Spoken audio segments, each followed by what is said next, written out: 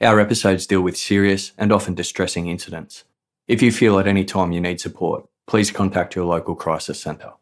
For suggested phone numbers for confidential support, please see the show notes for this episode on your app or on our website.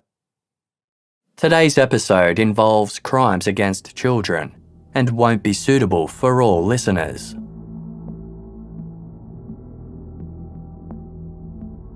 It was 1:15 p.m. on March 29, 1985, when Jean-Marie Villemin approached the LaRoche's front door with a shotgun in hand. Bernard had just arrived home with his wife, son, and father-in-law. Jean-Marie raised his gun towards his cousin.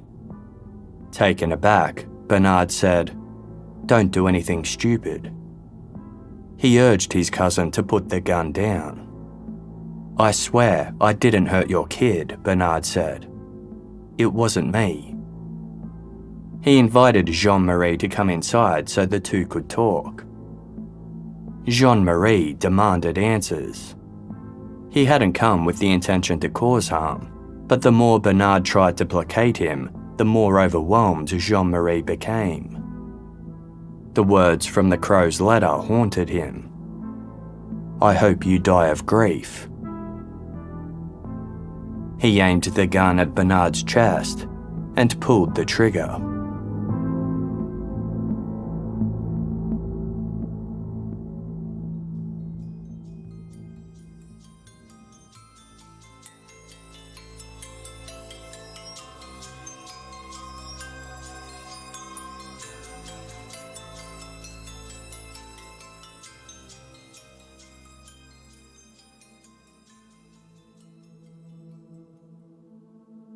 Jean-Marie Villemin had been astonished that the man he believed killed his son was allowed to walk free while suspicion fell on his pregnant, grieving wife, Christine. He had told the press that the investigators were doing everything they could to push her over the edge. He made no secret of the fact he wanted Bernard LaRoche dead, even telling one journalist of his plans to pull off the assassination 1 month prior. If the police weren't capable of getting justice for his son, Jean-Marie remarked, "I'll do the job myself." Before the shooting, Jean-Marie was spotted loitering around Bernard's work and home on several occasions. Marie-Ange LaRoche feared they'd be targeted and requested police protection. Her requests were denied. And now her husband lay in a pool of his own blood, the shotgun blasting a hole near his heart and killing him instantly. Jean-Marie Villemin jumped in his car and raced to the hospital where his wife was still being cared for. He screamed as he told her what he'd done. He then turned himself into police and was placed under arrest for the murder of Bernard LaRoche. Press gathered outside the LaRoche home and snapped photos as Bernard's body was wheeled away. 4 days later, on Tuesday, April 2, 1985, over 200 mourners gathered for Bernard's funeral.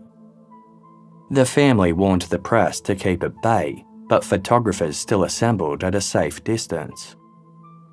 Bernard was laid to rest in Ormondsay, an inscription on his gravestone reading, "Here lies Bernard, innocent victim of blind hatred." In accordance with French law, if a suspect passes away before a conviction is secured, any legal action against them is terminated.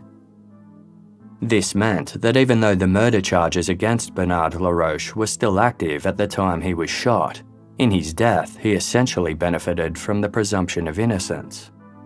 There would be no further investigation into his potential involvement in Grégory Villemin's murder. While Jean-Marie and Christine Villemin believed their son's death had now been avenged, many others disagreed. In the eyes of the authorities, the public, and Bernard's anguished family members, a killer was still on the loose. And many believed they knew exactly who that killer was.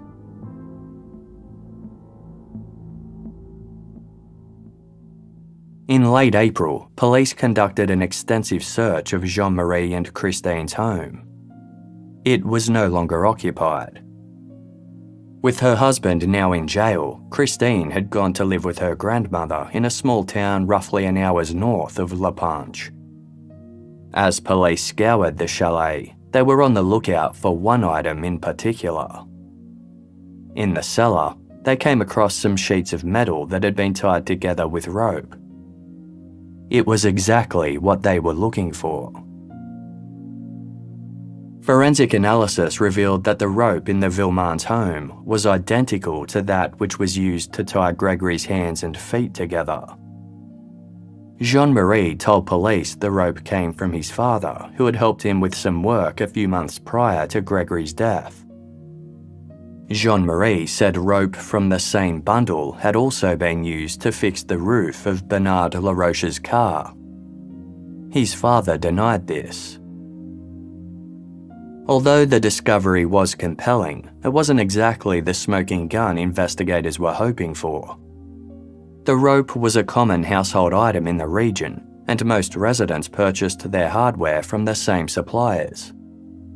But when combined with the handwriting analysis and the reported witness sightings of Christine Villemin at the post office on the afternoon of Gregory's abduction, the circumstantial evidence against Christine was starting to mount. All that was missing was a motive. With Bernard Laroche out of the picture, tabloids ran wild with the possibility that Christine Villemin could be Gregory's real killer. A rumour gained traction that Bernard and Christine had been having an affair. Some wondered if Gregory found out about it and Christine killed him to ensure his silence. Or what if Bernard was really Gregory's biological father? Maybe Christine had killed Gregory because she could no longer stand the living, breathing proof of her adultery. Christine told reporters it wasn't her job to convince the public she was innocent. All that mattered was what the authorities believed. The public scrutiny became so intense that she avoided going out altogether. Authorities still hadn't managed to uncover any evidence that Christine had been unfaithful to Jean-Marie, but there were whispers that their marriage wasn't the solid, united front they presented to the media. Christine had met Jean-Marie when she was just 16. He was her first and only love, and they'd been inseparable ever since. There were whispers about domestic violence. Christine claimed Jean-Marie had slapped her once in 1979. She'd gone to stay with her mother, and they'd reconciled quickly after that. Investigators wondered whether Christine could have killed Gregory to spite her husband for mistreating her in the past. The possibility was also floated that Christine could be mentally ill and had killed Gregory during some kind of psychotic episode. Maybe she didn't want to spite Jean-Marie at all, but was jealous of his love for Gregory and wanted her husband's attention all for herself. A month after Bernard Laroche's murder, Jean-Marie Villemin participated in an official reenactment of the shooting. Although it was standard police practice, it was a media spectacle, with hordes of press in attendance. Fears of further vigilante justice were so strong that Jean-Marie was required to wear a bulletproof vest. He remained in custody, awaiting trial. Christine visited him several times a week, never budging from her stance that the husband and wife were anything other than completely united. By the start of July 1985, Christine was 6 months pregnant. For 8.5 months, her son's unsolved murder and the subsequent events had dominated national news. As journalist Michael Dobbs wrote in the Washington Post, "Who killed Petit Gregory? Wherever you go in France this summer, there is no escaping the insistent question. It screams at you from the front pages of newspapers and the covers of news magazines. It turns up in endless conversations on trains, in working-class bistros, on the beach, at dinner parties." But the press were running out of new angles to cover. Relatives of those involved and village locals had long grown weary of the incessant media attention, with some displaying signs on their doors that read, "We have nothing more to say." The public wanted justice, and investigators were eager to close the case once and for all. On Friday, July 5, Christine Villemin was arrested and charged with Gregory's murder.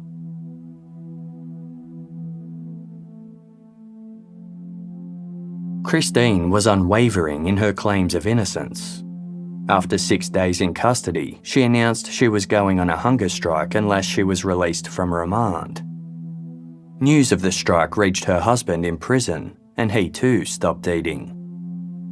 5 days into the strike, the courts agreed that there wasn't enough evidence to warrant holding Christine behind bars. She was released under judicial supervision to await trial in her grandmother's care. By this point, several media outlets had labelled Christine Villemin the most hated woman in France. Adding fuel to the fire was a controversial article published in the popular daily newspaper Narration. Titled "Sublime, Necessarily Sublime, Christine V." The article was written by Marguerite Duras, a famous writer known as one of France's most important literary figures. Duras was convinced of Christine's guilt. She reported that JeanMarie had once hit Christine because she overcooked some steaks. Duras wrote that Christine lay awake at night fantasizing about gouging out her husband's eyes. In Duras's opinion, Christine felt trapped in her marriage and never wanted to be a mother. Killing Gregory and encouraging Jean-Marie to avenge his death by shooting Bernard Laroche was a way to free her of both traps. It was the perfect plan. Duras wrote, "No man in the world can know what it's like for a woman to be taken by a man she doesn't desire." Marguerite Duras had never met Christine. She based her opinion mostly on a feeling that she had upon seeing the Villemins' home in La Panche. Although the article was prefaced with a warning that the work was purely the view of the writer, it had a huge influence on public opinion. Wanting to avoid another Bernard Laroche situation, Christine was put under police protection. A month after Christine's arrest, a 6-page letter arrived at the office of case magistrate Judge Jean-Michel Lambert. Postmarked from a town 600 kilometres west of La Panche, the letter began, "My name is Corinne. I'm 16 years old. I'm a friend of Muriel Boll, Bernard Laroche's sister-in-law. I can no longer keep to myself what Muriel told me." Corinne explained that she was from La Panche but was sending the letter while on vacation. She claimed that Muriel had confided in her that she had indeed been in Bernard Laroche's car on October 16, 1984, the day Grégory Villemin was killed.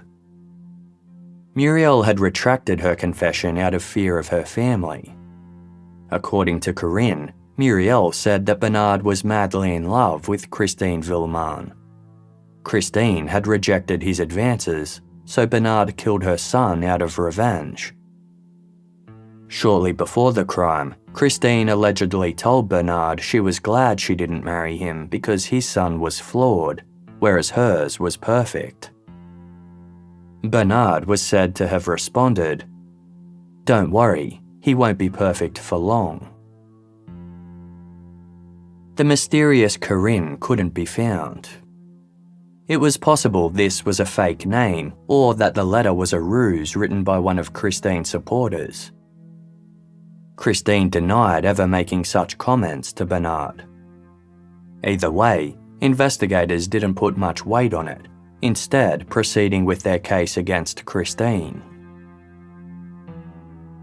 In late September, Christine gave birth to her second child, a son. Her lawyers recognised it as an opportunity to change her public image. At their advice, Christine allowed photographers from Paris Match to take photos of her and the newborn in hospital. She was paid generously for the exchange.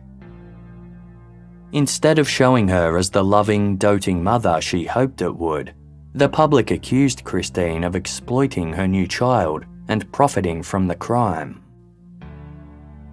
Regardless, she continued making paid media appearances, gracing the cover of major magazines and writing a book about her experience.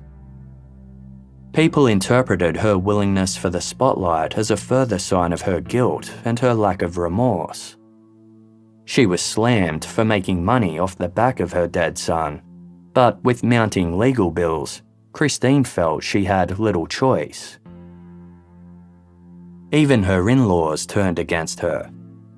Gregory's grandparents, Albert and Monique Villemin, who had also been victimised by the Crow, thought the pieces of the puzzle all fit together. Wednesday, October 16, 1985 marked the one-year anniversary of Grégory Villemin's death. Investigators were still gathering information to determine if there was enough evidence to proceed with Christine Villemin's trial. The case against Christine was entirely circumstantial. Unless they could find evidence linking her directly to the crime or exposing an indisputable motive, they had nothing. The argument that Christine had killed Gregory due to some kind of mental illness or postpartum episode was quickly losing traction. Christine had been subject to psychological testing during her time in remand, and nothing had been found to indicate she was of anything but perfectly sound mind. Close friends, family members, co-workers, neighbours and teachers had all been questioned about Christine. They all described her as a doting, devoted mother who loved her son and husband dearly. No one could provide a valid explanation as to why she might want Gregory out of the picture. JeanMarie was also indisputably confirmed to be the boy's biological father. Regardless, Judge Jean-Michel Lambert remained convinced of Christine's guilt. Reconstructions were held to see if Christine could have committed the crime during the purported timeframe. Christine's movements were unaccounted for between picking Gregory up from his nanny's house at 5:03 p.m. and alerting her neighbours to Gregory's absence shortly after 5:30 p.m. The location in Docelle where Gregory's body was found was 6 kilometres from the Villemins' home in La Ponge. The timings didn't fit. However, the day after Gregory was killed, tyre tracks and the imprints of a woman's shoe had been found in the riverbank at a clearing in the village of Desimon. This was only 2.3 kilometres from the Villemins' home. Although it would have been a stretch, authorities concluded that if Christine was exceeding the speed limit, it was possible that she'd killed Gregory at her home and then dumped his body in Desimon in that time frame. On Saturday, December 6, 1986, just over 2 years after Grégory Villemin's murder, the court agreed there was enough evidence against Christine Villemin to warrant a trial. The decision floored Christine. Fearing it meant that baby Julian would be taken away from her, she overdosed on tranquilizers and had to be rushed to hospital. Christine survived the suicide attempt, and her lawyers appealed the decision. They argued that the biased press coverage guaranteed there was no way Christine would get a fair trial. One of her lawyers remarked that the media had distorted Christine's image so severely that there was no hope this could be restored in court. Furthermore, the circumstantial case was just too flimsy. The circumstantial case was this. There was heightened activity on Christine and JeanMarie's phone line during the peak times when the Crow was active. Several of Christine's co-workers believed they'd seen Christine at the La Ponge post office on Tuesday, October 16, around the time the letter was sent by the Crow claiming responsibility for Gregory's murder. Some experts believed Christine's handwriting was the closest match to the Crow of all the extended Villemin relatives. A reconstruction had shown Christine would have had enough time to commit the crime had Gregory's body been thrown from the clearing in Desimon. Thin rope later found in her home matched that used to bind Gregory's body. However, each of these points could easily be refuted. The heightened phone activity could be explained by Christine calling others to alert them of the Crow's harassment. It was possible that her co-workers were mistaken about the day they saw Christine at the post office. This could be proven by the mail order she sent the day before Gregory's murder, as well as the descriptions of the outfit she'd been wearing at the time. Questions were also raised about the rope found in the Villemins' home. Some neighbours who had watched the search unfold accused the police of incorrectly handling the rope by not placing it in sealed evidence bags. It was also deemed odd that prior searches of the Villemins' home hadn't revealed this rope. Accusations arose that police had planted the evidence in a desperate bid to get a conviction. Others blamed vigilantes. Some citizens were so convinced of Christine's guilt that it was possible someone had snuck into her empty home and fabricated evidence against her. As for the handwriting, while some experts believed it matched Christine's, others pointed to Bernard Laroche as the author of the Crow's letters. Furthermore, the timeline presented for Christine to commit the crime was implausible. Not only was there no proof of where exactly Gregory's body had been thrown into the water, even if the timeline did fit, it still didn't prove that Christine was guilty.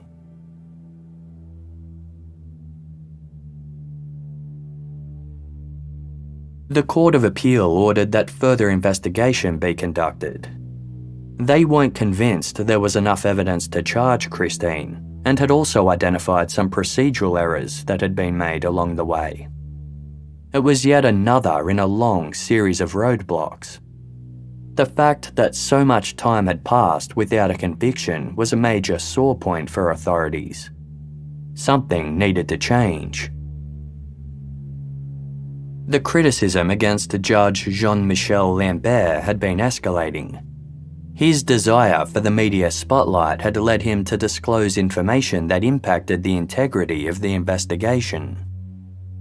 Accusations of a conspiracy continued, along with claims that Judge Lambert had become enamored with Christine.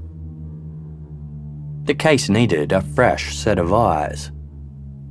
The decision was made to start the investigation from scratch in a new district with a new magistrate taking charge. The job went to Judge Maurice Simon, who was aged in his 60s. As an older and much more experienced judge, he had a formidable reputation for being level-headed, discreet, and impervious. He also kept a safe distance from the media. The original investigation file had amassed over 3,000 pages of information. Judge Simon took over the file in March of 1987. After painstakingly trawling through each detail, 450 of those pages were immediately deemed invalid due to improper handling. The various co-workers who had allegedly seen Christine Villemin post a letter on the day of Gregory's death were re-interviewed. It quickly became clear that they'd all gotten together to corroborate their stories. When pressed, these witnesses admitted they may have been mistaken about the day they saw Christine at the post office. Judge Simon ordered full reconstructions of all the possible routes Christine could have taken if she was indeed responsible for Gregory's death. It was a major operation. The original reconstructions had been done in just 3 hours. Judge Simon's meticulous reconstructions lasted 3 full days. A similar model car to Christine's Renault was driven from the Villemins' home to the various locations along the Valone River that had been pinpointed as the possible launching site for Gregory's body. The roads were narrow and windy. In each scenario, it was deemed impossible that Christine could have completed the round trip in the designated time frame. Not only would she have had to have the skills of a race car driver, there were many other cars on the road. There was no way someone driving at the required speed to commit the crime would have gone unnoticed. Again, a mannequin of similar proportions to Grégory Villemin was thrown from various locations to try and determine the killer's launching point. When discarded from the clearing in Décimon where the tyre tracks and women's shoe print was found, the mannequin passed through protruding rocks, got stuck in branches, and became covered in river slime. To get to the area where Gregory's body was found, it also had to pass through an area of shallow water only 15 centimetres deep. The clearing in Décimon was ruled out. There was simply no way Gregory's body could have made it downstream without sustaining a single mark. Plaster casts of the tyre tracks were compared to the tyres of Christine Villemin's Renault. They didn't match, nor did the shoe print match any shoes found in her possession at the time of the crime. This location was eliminated from the investigation entirely. The reenactments determined it was much more likely that Gregory had been thrown into the water behind the fire station in Docelle, the same place his body was discovered 4 hours after he went missing. The problem with this theory was that various multi-level buildings and residences overlooked this area. There were no trees or anything else that obscured the riverbank. Many people had been in this area on the night Gregory was killed, and no one had witnessed a single thing. 2 new forensic experts were appointed to review the findings. Based on the condition of Gregory's body at the time he was found, they determined there was no way the boy had been in the water for 4 hours. It was much more likely that he'd been held somewhere else for a period of time before being thrown in the river shortly before he was discovered. Not only did this explain why there were no witnesses, this presented a new possibility entirely. All this time, investigators had been working on the theory that 1 or 2 people had been working in conjunction to pull off Gregory's murder. It explained the 2 voices that had been heard during the calls from the Crow. But if Gregory had been held elsewhere, it was possible that whoever had abducted him had then handed him over to another accomplice. This raised the question: what if a third person had been in on the crime?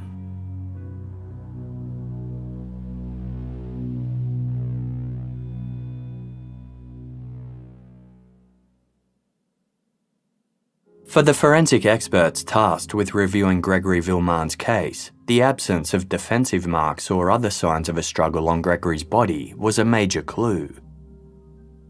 They concluded the most likely scenario was that the 4-year-old had been anaesthetised shortly after his abduction. While chloroform or something similar could have been used, the vial of insulin found near the crime scene couldn't be ignored. The 2 milliliter vial was 6 times higher than the recommended dose for a 4-year-old diabetic. If Gregory had been injected with the insulin, it would have taken about 90 minutes for him to fall into a coma.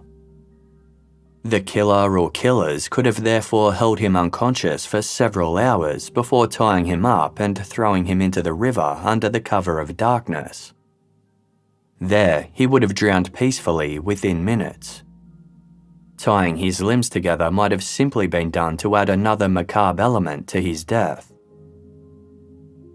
Without toxicology testing to prove if Gregory had been drugged, it was only a theory. But for Judge Maurice Simon, it was the most credible theory so far.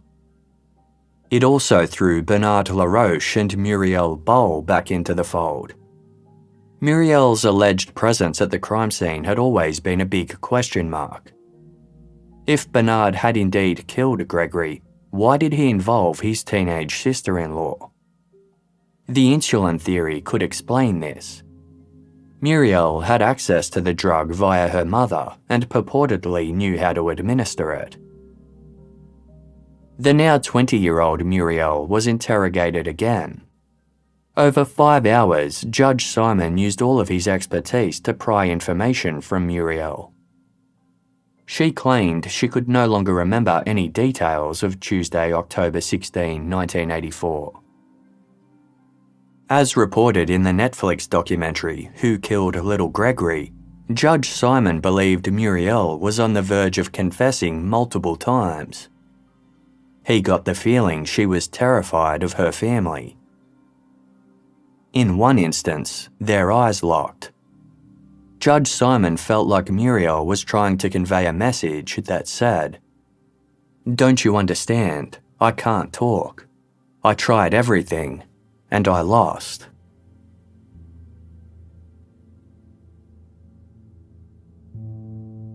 Judge Simon scrutinised every single detail of the case for over 2 years, determined to leave no stone unturned.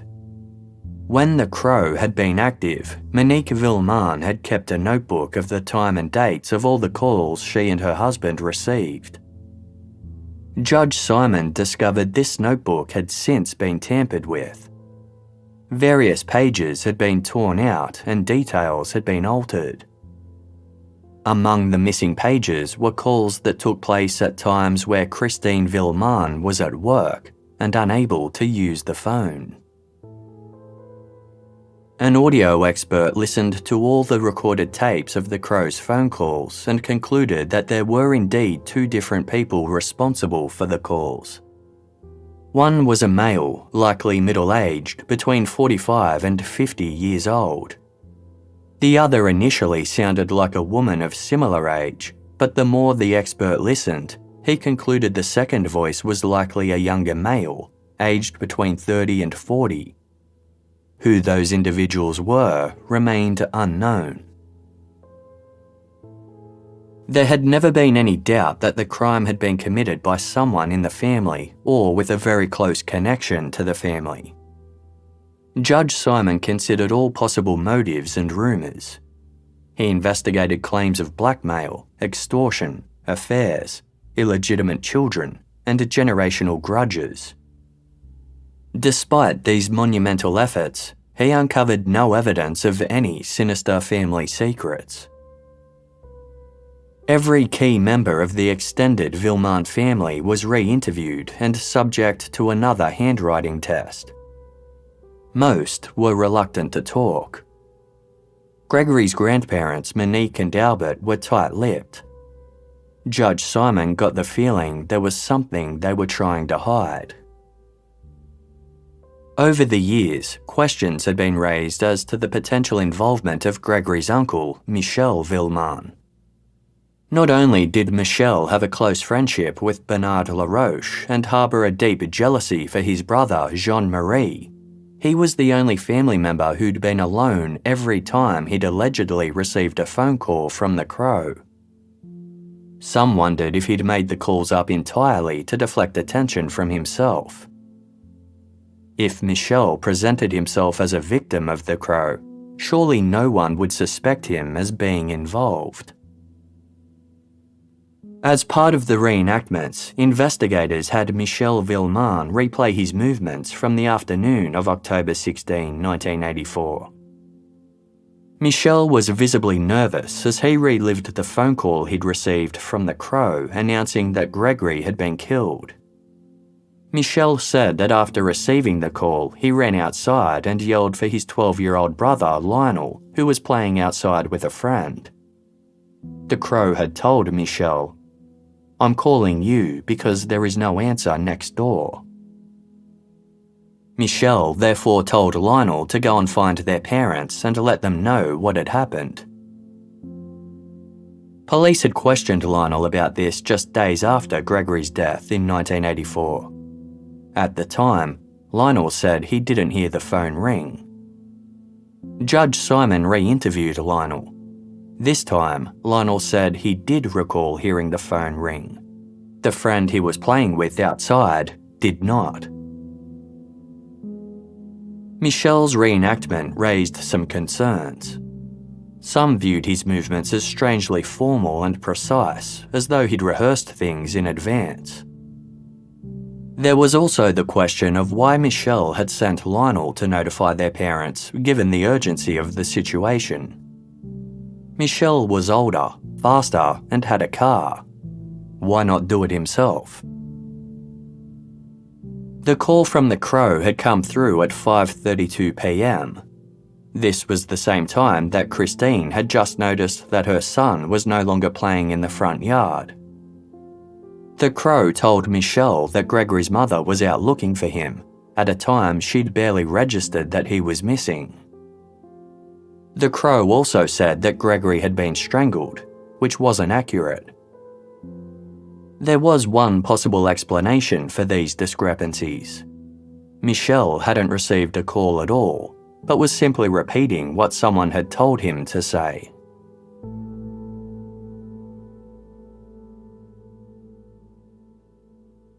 By 1990, Judge Maurice Simon had arrived at the conclusion that Christine Villemin had nothing to do with Gregory's death.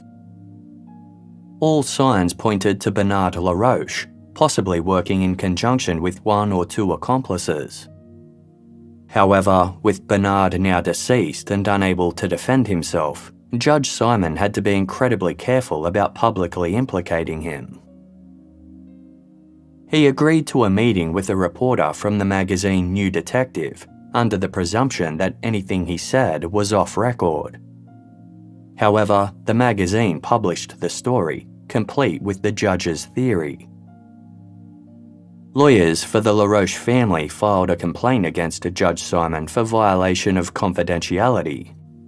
He was automatically removed from the case, thus undoing his years of hard work. But the worst was still to come. On Tuesday, January 30, Judge Maurice Simon suffered a heart attack and fell into a coma. When he regained consciousness, he could no longer remember anything about the Grégory Villemin case. The curse of the Vallone, as the investigation came to be known, had claimed another victim. Prior to Jean-Marie Villemin's arrest for killing Bernard Laroche, he and Christine had sold their home in La Panche, eager for a fresh start. A woman named Charlotte eventually bought the house. As Charlotte became close to her neighbours, one of them made a confession. There was a detail about the day of Grégory Villemin's abduction that the police didn't know. Marcelle Claudon was a farmer who kept her cows grazing in a field near the Villemins' home. In the evenings, she would go to the field to herd them back to their barn. When questioned by police in 1984, Marcelle said that on the afternoon of October 16, she was late to retrieve the cattle. At 5:15 p.m, her husband drove her down the road to collect them. They didn't see Gregory playing outside, nor did they notice any other cars or people in the area. However, Marcelle had since told her new neighbour Charlotte that this was a lie. Marcelle hadn't been with her husband that day at all, but with her male friend. When driving down the narrow road to collect the cows, they passed a green car. The car had to stop and reverse to let Marcelle and her friend pass. There were 2 occupants inside. One looked just like Bernard Laroche. After Judge Maurice Simon's heart attack in 1990, Charlotte reported this information to the new judge in charge of the investigation. Marcelle's friend, whose name was Claude Collin, was tracked down. He confirmed the story. Although Claude couldn't remember the colour or make of the car, he recalled that the occupants were a portly man and a red-haired woman. Descriptions which matched Bernard Laroche and Muriel Boll. Once Claude found out about Gregory's death, he asked Marcel to lie about his presence in the area. Claude didn't want his wife to find out he'd been there, as it was rumoured that Marcel and Claude were lovers. He was also supposed to be at work at the time and feared that he'd lose his job if his employers found out. Faced with Claude's confession, Marcel Claudon admitted she'd lied to police, but not only to protect Claude or the status of their relationship. In the wake of Gregory's death, Marcel claimed she'd received anonymous threats from someone saying they'd burn her house down if she spoke about what she saw. This was a huge revelation. One of the main reasons that suspicion had been cast on Christine Villemin was that none of her neighbours had noticed anyone else in the area at the time of Gregory's abduction. It was a close-knit community, and neighbours were known to protect one another. Armed with this new information, investigators considered it was possible that other neighbours also saw a vehicle in the area, but had lied to protect Marcel Claudon.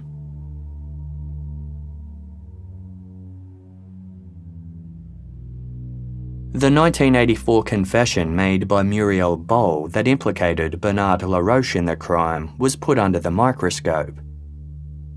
Muriel had claimed that the local police had threatened and intimidated her into making the false statement. But at the time she was being held in custody, she was visited by her family doctor who knew her well. The doctor reported that Muriel was visibly happy and relaxed. When they asked if the police were treating her well, Muriel reportedly responded that they were really nice.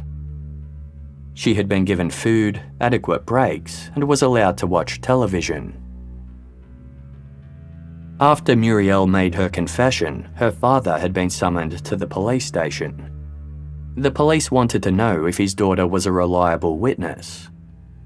Not only did Muriel's father say there was no reason to doubt her story, but when he asked Muriel if she was okay with being questioned further, she allegedly said, "It's no problem. The police are my friends." Muriel claimed that a police officer had drawn the sketch of the route she and Bernard supposedly took with Gregory. Further investigation revealed that an officer did indeed draw a map of La Panche, but only because Muriel couldn't describe the village from memory. It was Muriel herself who then used the map to pinpoint the key locations they visited. Muriel's mother, Jeannine, had since passed away. Prior to Judge Maurice Simon's removal from the case, he questioned Jeannine's former nurse. She had taken care of Jeannine for several years and became her close confidant. According to the nurse, Jeannine had made a deathbed confession. She believed that Muriel was telling the truth about having accompanied Bernard to kidnap Gregory, although Muriel adored children and would have never gone along with it if she knew the young boy was in danger. Jeannine also refused to believe that Bernard was capable of murder. She thought it much more likely that he'd handed the child off to an accomplice to finish the grisly deed. The nurse confirmed that while treating Jeannine, she had left insulin and syringes at the Boll residence. She had also taught Muriel how to administer insulin injections. But she recalled this happened in 1985, a year after Grégory Villemin was killed. Judge Simon had also spoken to Bernard's aunt, Louisette Jacob, who lived next door to Bernard and his wife.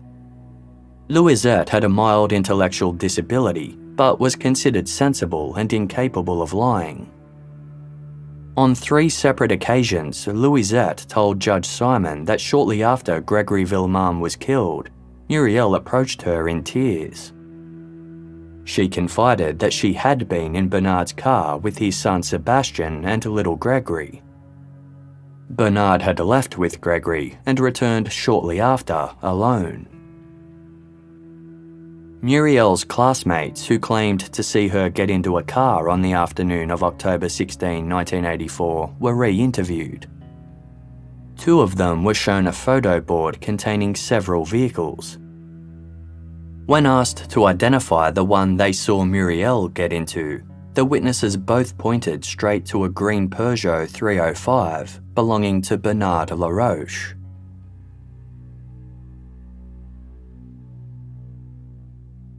By February of 1993, 8 years and 3 months had passed since Grégory Villemin's murder. His mother, Christine, had spent 7.5 years trying to avoid facing trial for the crime. On Wednesday, February 3, the criminal court released a 93-page judgment relating to Christine Villemin's possible involvement in her son's death. The findings were unprecedented. After reviewing all the available evidence, the report concluded that Christine had been a victim of years of judicial misconduct. Multiple factors had contributed to this: the shortcomings of the initial investigation, procedural errors, rivalry between the various law enforcement agencies, disagreements between experts, and the violation of confidential information. The court also ruled that the extreme media coverage had influenced witnesses, leading some to provide unfounded information and others to withhold vital details out of fear that their own personal lives would be exposed. Because of this, lines had been blurred to a point that the ongoing investigations could no longer determine the truth. Any theoretical motives for wanting Grégory dead were officially quashed. The court declared Christine Villemin innocent of all charges and ordered that her name be cleared entirely. The report concluded that the immense effort that had been put into the investigation since Judge Maurice Simon's takeover placed an overwhelming amount of suspicion on Bernard Laroche. The original investigation had ruled it implausible that Bernard could have kidnapped Grégory without the little boy screaming or fighting, given he was very wary of strangers. But, as the report pointed out, Bernard Laroche was no stranger. The two had met several times, and Grégory had no reason not to trust him. It had also been deemed unrealistic that Bernard would have kidnapped Grégory in the presence of his young son and sister-in-law. The court disputed this. Although Muriel Boll didn't recall ever meeting Grégory Villemin, she had actually looked after him before. Grégory had also played with Sebastian on several occasions. Therefore, Bernard could have purposely taken the youngsters with him, knowing that it would put Grégory at ease. Moreover, if Christine did come out of the house while Bernard was mid-abduction, he could have used Muriel and Sebastian as an excuse, by explaining the trio were passing through and had simply invited Grégory to join them for a walk. The most questionable part of Bernard Laroche's story had always been the 45-minute window between 4:45 and 5:30 p.m. on October 16, 1984 that was unaccounted for. He claimed that he'd driven to his friend's house after they had failed to arrive at Aunt Louisette's for a pre-arranged meeting to go buy wine together. When interviewed by Judge Simon, the friend had no recollection of making this appointment. He also said it was doubtful that Bernard would have driven to his house, given that none of his neighbours recalled seeing anyone pull up. The report admitted that although there was no physical evidence tying Bernard Laroche to Grégory's murder, it was still possible that he'd been involved in the kidnapping. It also pointed out that because Bernard didn't immediately come under suspicion, he had plenty of time to destroy evidence. As for the possibility of laying charges against Muriel Boll, the court found it was likely she did indeed attend the kidnapping of Grégory Villemin and had inadvertently facilitated the abduction by reassuring Grégory with her presence. However, it was entirely possible that she was completely unaware of the purpose of the expedition and had only realised her involvement upon reading of Gregory's death the next day.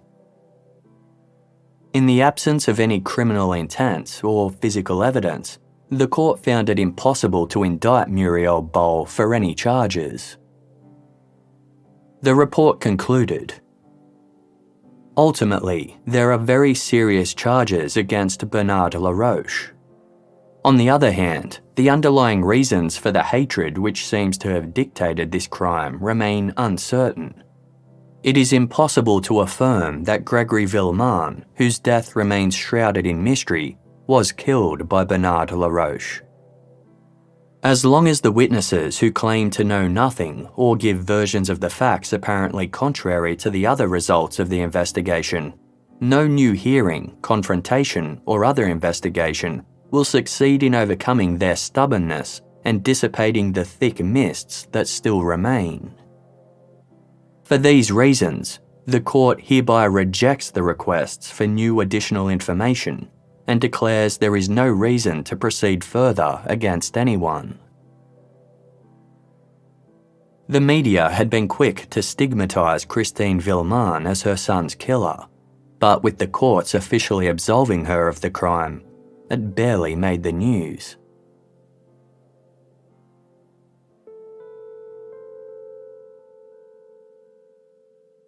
The announcement brought mixed emotions for Christine and Jean-Marie Villemin.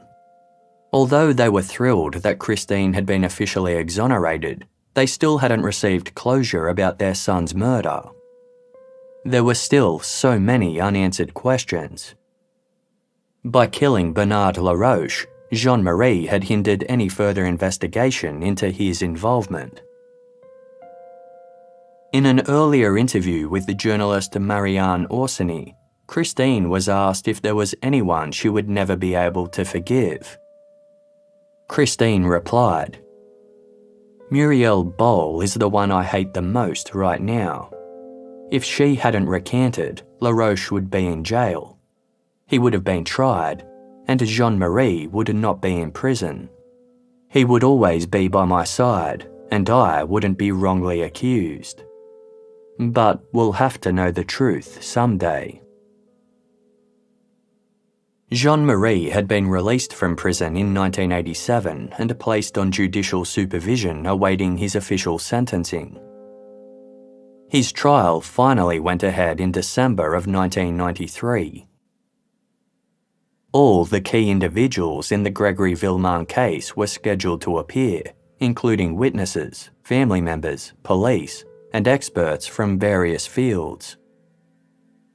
The presiding judge saw it as the closest the courts might ever get to holding a trial for Grégory Villemin's killer.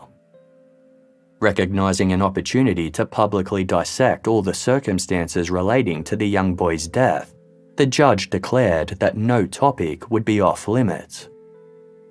He stated, "This abominable affair has been made of suspicions and gossip.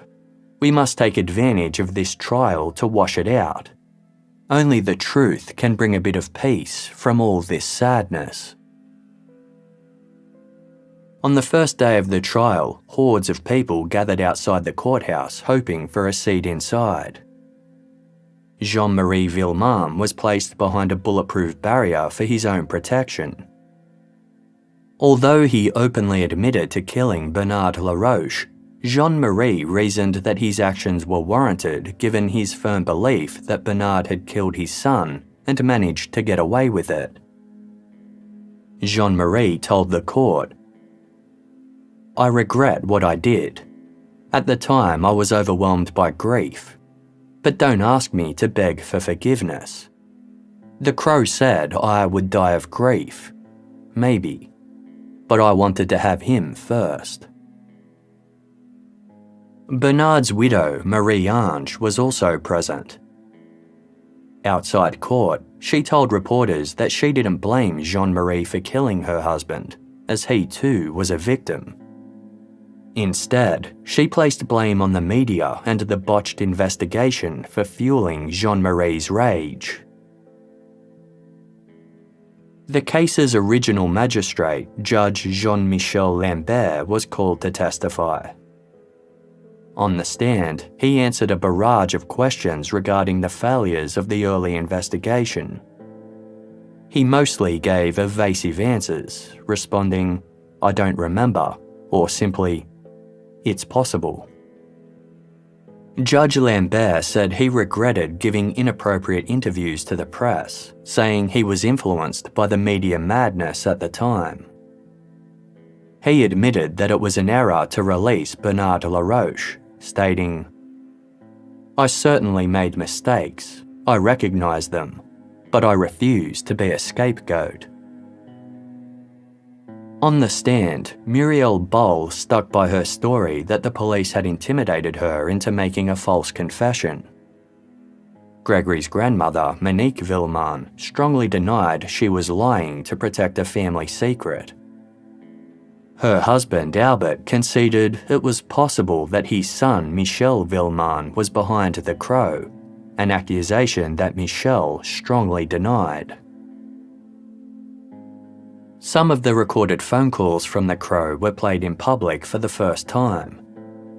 The fear they invoked in many members of the Villemin family was obvious. New voice recognition software had recently been developed, but the court had denied a request to have the recordings of the Crow analysed on the grounds that the testing was too unreliable. A scientific advisor for the software company was put on the stand to explain that unlike a fingerprint, there is no unique voice print that can be attributed to an individual. The recordings of the Crow were also of very poor quality, hindered by background noise and voice overlays, making testing even more difficult. After 6 weeks of testimony, the jury deliberated for 4 hours before declaring Jean-Marie Villemin guilty of murdering Bernard Laroche. He was sentenced to 5 years prison, taking into account time already served. JeanMarie was released in secret 2 weeks later to avoid the inevitable media onslaught. Once again, emotions were mixed for Jean-Marie and Christine Villemin. On one hand, Jean-Marie was free. On the other, the trial had made very little progress in identifying their son's killer. The infuriating mystery of the Crow remained.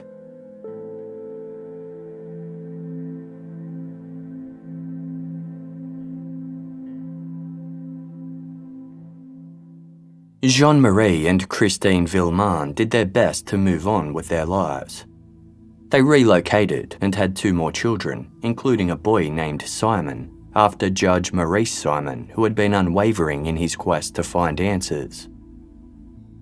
The couple stopped doing any media appearances, but they never wavered from their determination to get justice for their son. Although Gregory's case went cold, Jean-Marie and Christine continued to stay abreast of any technological advancements that could lead to a breakthrough. In 2000, 16 years after Gregory's murder, the couple requested that the investigation be reopened to examine any possible DNA evidence. The letters from the Crow were all looked into. Only one still contained a postage stamp, the stamps on the others having since disappeared. An analysis of the remaining stamp revealed traces of DNA, but the DNA was unusable. The letter had simply exchanged too many hands over the years and hadn't been properly stored. Undeterred, Jean-Marie and Christine requested that the DNA be re-examined in 2009. This time, DNA was found on the final letter sent by the Crow. There were 2 separate DNA profiles. One belonged to a male and one to a female. DNA was gathered from over 100 members of the extended Villemin family and tested against the profiles found on the letter, but no matches were found. The following year, the letters sent by the Crow were tested again to see if any DNA could be found on the seals of the envelopes. Nothing of use was detected. In 2010, the case was discreetly reopened after pressure from the Attorney General. They requested that a full analysis be done of the clothes Grégory was wearing at the time of his death, as well as on the pieces of rope that had been used to tie him up. No DNA was found on the rope, but a strand of hair was detected on Grégory's pants. The hair was tested, revealing traces of mitochondrial DNA. Hopes were high that this would finally be the breakthrough that determined who killed Grégory once and for all. But the DNA didn't match anyone on file.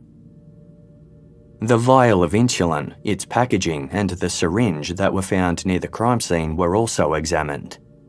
No usable DNA was found.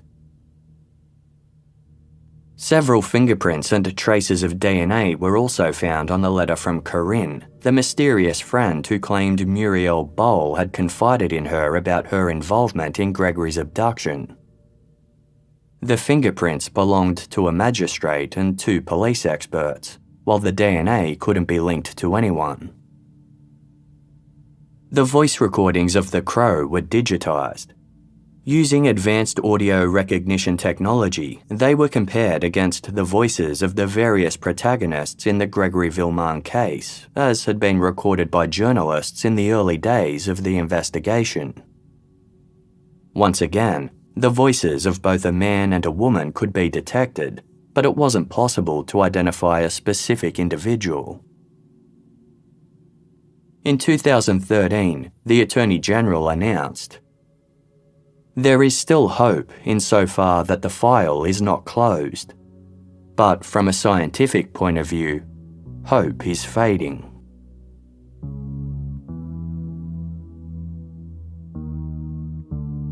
While re-examination of the crow's letters hadn't led to a DNA breakthrough, they had revealed something else of interest. Investigators kept their findings quiet, thus surprising everyone when on Wednesday, June 14, 2017, it was announced that multiple arrests had been made. Earlier that morning, police descended on Ormondsay and knocked on the door of 72-year-old Marcel Jacob and his wife, 73-year-old Jacqueline. Marcel was the younger brother of Grégory's grandmother, Monique Villemin, and therefore Grégory's great-uncle. Although Marcel was technically an uncle to Bernard Laroche, there was only a 10-year age gap between the two. They'd grown up together and remained close in adulthood. Marcel Jacob had been looked into in 1984. He immediately came under suspicion as he was known to have a strained relationship with Grégory's grandfather Albert, as well as a majority of the Villemin sons. The only one of the family Marcel was on good terms with was Jackie Villemin, the illegitimate son who the Crow seemed determined to defend. When JeanMarie received his promotion to factory foreman, Marcel was particularly scornful. He accused JeanMarie of sucking up to his superiors, sneering, "I don't shake hands with a boss."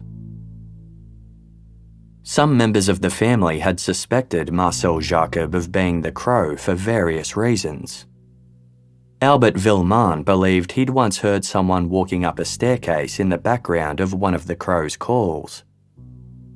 Marcel's home phone was situated at the top of a staircase. A letter from the Crow had also referenced an altercation between family members that Marcel Jacob had witnessed. Marcel and Jacqueline had a teenage daughter, and some thought they recognized her voice as the female Crow. But most significant was the fact that Marcel and Jacqueline lived next door to Bernard Laroche, in a house perched on the hill above the home of Grégory's grandparents. The Jacobs were close friends with the Laroches, but when Bernard and Marcel were questioned in the wake of Grégory's murder, both tried to downplay their friendship. Bernard and Marcel also looked remarkably similar. One witness had even come forward to identify the composite sketch of the suspect as Marcel Jacob. At the time, Marcel's schedule on the evening Grégory was killed had been looked into. Both he and Jacqueline worked at the Ormondsay spinning factory. They'd been rostered on for the night shift, which ran from 1 p.m. to 9 p.m. Marcel claimed they'd both attended a union meeting from approximately 2 p.m. until 4:45 p.m. Police had contacted the factory supervisor, who confirmed their presence at work that day. With his alibi established, Marcel Jacob was ruled out of the investigation. When Judge Maurice Simon took over the case years later, he requested a meeting with Jacqueline Jacob, who had never been questioned before. She refused to attend. Then, in 1991, handwriting experts re-examining the letters from the Crow noticed some striking similarities to Jacqueline's handwriting. She was formally summoned to a police interview. Jacqueline was reluctant to answer any questions, which only served to cast further suspicion on her and her husband. Marcel and Jacqueline's alibis were looked into further. While they had indeed been rostered to work that day, investigators learned that factory employees often swapped shifts or took over from one another at a machine. It was therefore possible that one or both of them had temporarily left work after the union meeting finished at 4:45 p.m. If they'd conspired with their close friend, Bernard Laroche, he could have been tasked with abducting Grégory, while the Jacobs were tasked with finishing the job. The factory in Ormondsay was approximately 17 kilometres, or a 20-minute drive, from the location in Docelle where Grégory's body was found. A witness had seen a couple in a van driving towards Docelle at 4:45 p.m. It was possible that one or both of the Jacobs could have driven there and taken Grégory off Bernard Laroche's hands before killing him, dumping him in the Valone River, and returning to the factory before their shift ended at 9 p.m. By the time this theory was properly explored, 7 years had passed since the crime was committed. The factory where the Jacobs worked didn't use clocking machines, so there was no record of their work hours on the day of the crime. The courts determined that too much time had passed to pursue any charges.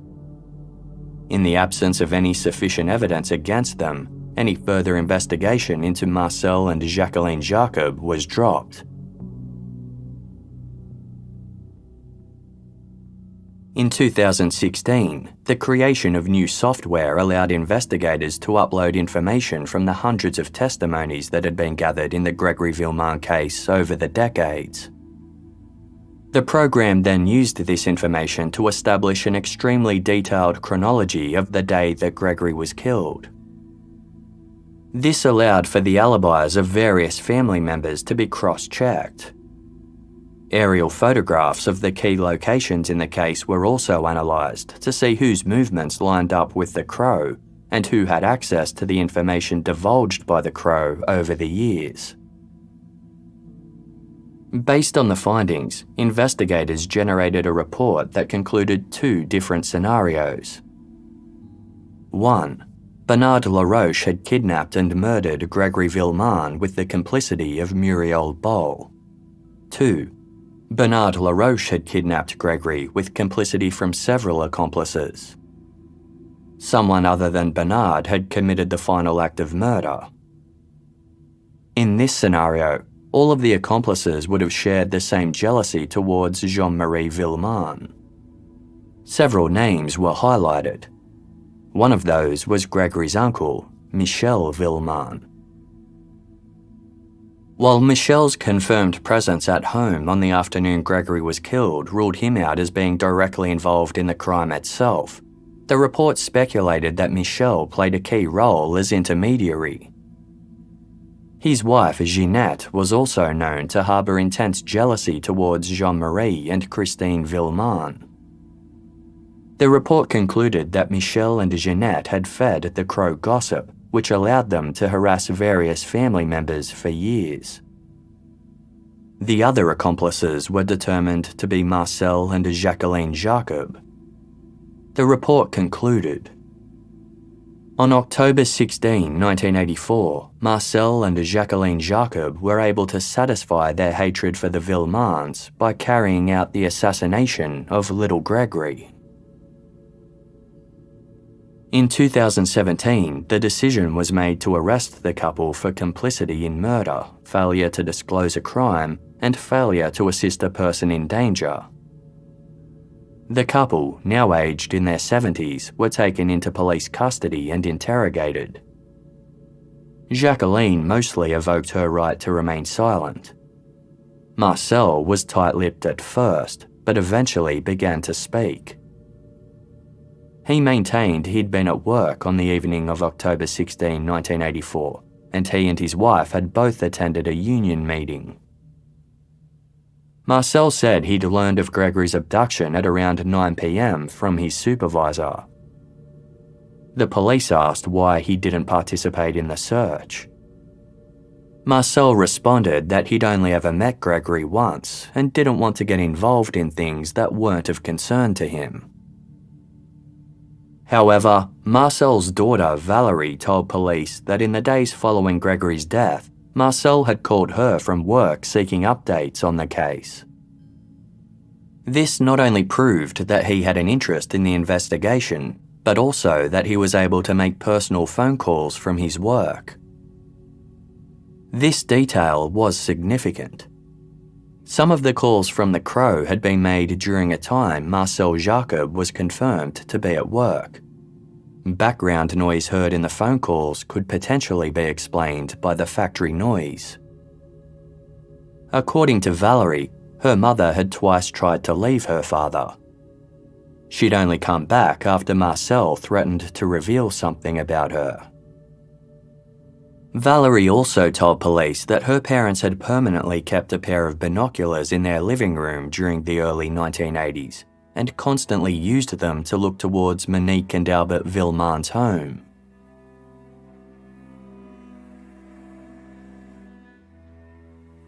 Police conducted a search of the Jacobs' house. They found multiple items of interest, including minutes from the union meeting that Marcel and Jacqueline claimed to have attended on the afternoon Gregory went missing. These handwritten minutes listed both of them as attendants. This was odd. Marcel had been questioned about his alibi back in 1984. If he had proof he was at the meeting, why not hand it over then, or when he was interrogated by Judge Maurice Simon years later? A letter written by Marcel to Gregory's grandparents, Monique and Albert, was also found. It was dated Monday, December 14, 2009, around the time that the DNA in Gregory's case was starting to come under the microscope. Marcel wrote, "Regarding the Grégory Villemin affair, I am 100% innocent. I swear on the lives of my mother, my daughter, my grandchildren, and all my family. If you don't believe me, life no longer has any meaning for me." This raised some significant questions. Marcel Jacob had never been officially deemed a suspect, so why did he feel the need to write a letter to his sister declaring his innocence? But perhaps the most interesting discovery was made in the couple's basement. A sealed cardboard file containing newspaper clippings relating exclusively to the Villemin case. Marcel explained that he'd written a letter claiming his innocence just in case he was ever wrongfully arrested. He said the timing had nothing to do with his DNA being collected. As for the meeting minutes, he'd held onto them in case they ever proved useful one day. Marcel said it was impossible to leave the factory without a written permission slip signed by a supervisor. When questioned, other co-workers disputed this, saying that Marcel had been known to come and go on occasion. Marcel and Jacqueline weren't the only ones arrested on June 14, 2017. Michel Villemin had passed away in 2010, but his ex-wife Jeanette was also taken into custody. During her interrogation, she was mostly evasive, saying she couldn't remember the answer to most of the questions. Jeanette denied that she or her ex-husband harboured jealousy towards Jean-Marie and Christine. She claimed they were happy for the couple's success. Jeanette was released. Gregory's grandmother, the now 86-year-old Monique Villemin, was also questioned. In 1989, Judge Maurice Simon had received an anonymous letter encouraging him to investigate Christine Villemin for her son's death. The reopening of the case had identified the handwriting as belonging to Monique Villemin. While Monique conceded to police that the handwriting did look like hers, she said she didn't send the letter. She still believed that Bernard Laroche was innocent, but denied that she was lying to protect anyone. Monique described the relationship between Marcel Jacob and her family as very good. The police asked Monique, "Are you sure you've said absolutely everything you know about this sad affair?" To which she responded, "Yes." After 4 days in custody, Marcel and Jacqueline Jacob were released due to their age, but held under judicial supervision. News of their arrests immediately made news, catapulting the case back into the headlines. After 33 years, members of the media continued to blame the drawn-out unsolved case on the failings of the original investigation led by Judge Jean-Michel Lambert. On Sunday, June 11, 2017, Judge Lambert took his own life. A suicide letter explained that he no longer had the strength to fight.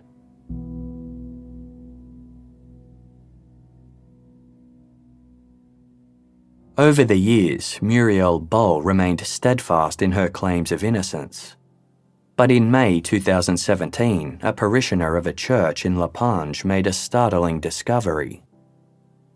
The church had a register where individuals could sign in or leave a message. Scrawled in the book from a recent visitor were the words, "It is indeed Bernard L. who killed Gregory. I was with him." The message was signed by Muriel Boll and dated May of 2008. This didn't make sense. The register book had only been in the church for a few months. Regardless, the page of the book was forensically tested. The DNA profiles of 6 individuals were detected, among them Muriel Boll. In late June 2017, Muriel Boll was indicted for kidnapping and forcible confinement followed by death. Held in custody, Muriel went on a hunger strike to protest her innocence. Re-examination of the DNA on the notebook determined it wasn't a match for Muriel after all. However, one of the DNA profiles did belong to a magistrate who had been involved in the Grégory Villemin investigation, leading to the possibility they'd written the message as a hoax. Muriel was released on judicial supervision just over a month after her arrest due to a lack of evidence. In 2018, the now 49-year-old released a book titled Breaking the Silence. Muriel told a reporter for Le Parisien newspaper that it was the only way people could hear her side of the story. She said her involvement in the case had ruined her life and hurt her family. "I'll fight until the end to prove my innocence," she said. "I am innocent." In her book, Muriel described Bernard Laroche as loyal, protective, kind, and generous. She wrote, "Who can still believe today that if Bernard was the culprit, I would cover for him? Why would I have covered up the murder of a child? If Bernard had anything to do with the death of a child, I would have said it without hesitation, whatever the price to pay." Later that year, another surprise announcement was made. Handwriting experts analysed the letter from the mysterious Corinne and determined it had likely been written by Gregory's grandmother, Monique Villemin. In mid-2020, the 88-year-old matriarch passed away due to complications from coronavirus disease. A lawyer for the family told Paris Match magazine, "I think that Monique knew certain things regarding Gregory's crime. She could have made certain revelations, but she did not do so for reasons that belonged to her." A Swiss expert in stylometry was tasked with examining the case. Stylometry is the study of linguistic style. Rather than focus on the physical handwriting itself, it focuses on the words, vocabulary, sentence length, and grammar used to attribute authorship to disputed documents. The stylometry expert released an intricate 174-page report of their findings. They concluded that the letter from the Crow had been written by as many as 5 different people, one of whom was Jacqueline Jacob. While the stylometry findings were compelling, the merits of this technique aren't considered infallible, especially when it comes to criminal cases. A lawyer for Jacqueline Jacob told reporters, "Previous handwriting reports have offered totally different conclusions. If we want to oppose this quackery, we can do it, but that won't bring us closer to the truth."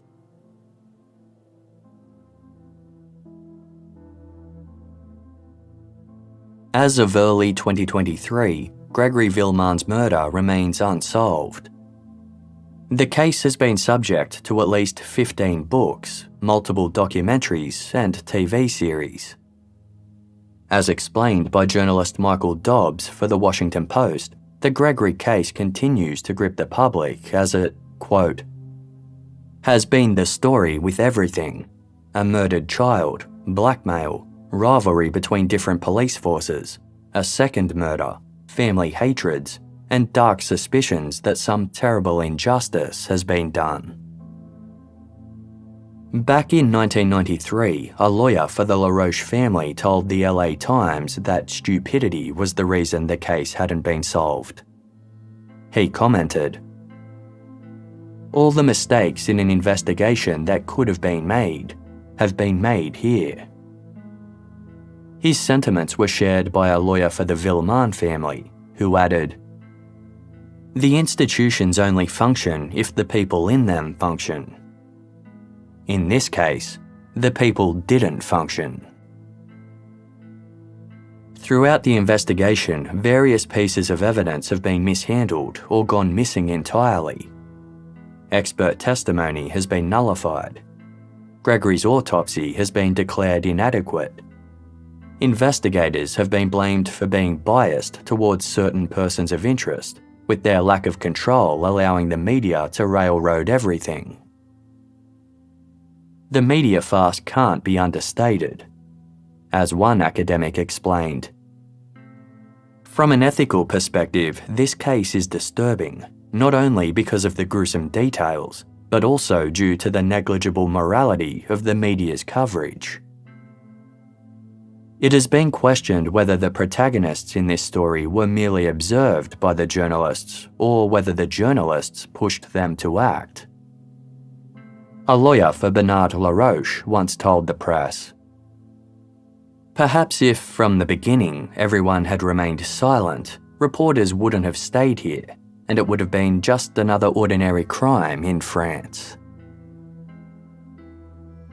Over the years, Muriel Boll and Marie-Ange LaRoche have both received financial compensation for the way the investigation was mishandled. Jean-Marie and Christine Villemin also received a payout for being served a miscarriage of justice. For many years, the cemetery in La Pange was a tourist hotspot, with people flocking from all over to visit the grave of little Gregory. Eventually, Jean-Marie and Christine had their son's body exhumed and cremated in a private ceremony. They kept half of his ashes for themselves, something private after all the years of extreme public scrutiny. They are still married, having raised their 3 children in the suburbs of Paris where people no longer recognise them. Christine and Jean-Marie say they only managed to survive through the ordeal because of their love for each other and their children, whom they say restored the balance in their lives. But their firstborn son, Gregory, will never be forgotten. In the days following the child's death, a sobbing Jean-Marie told journalists, "Gregory was lively, tender. He grew up in happiness."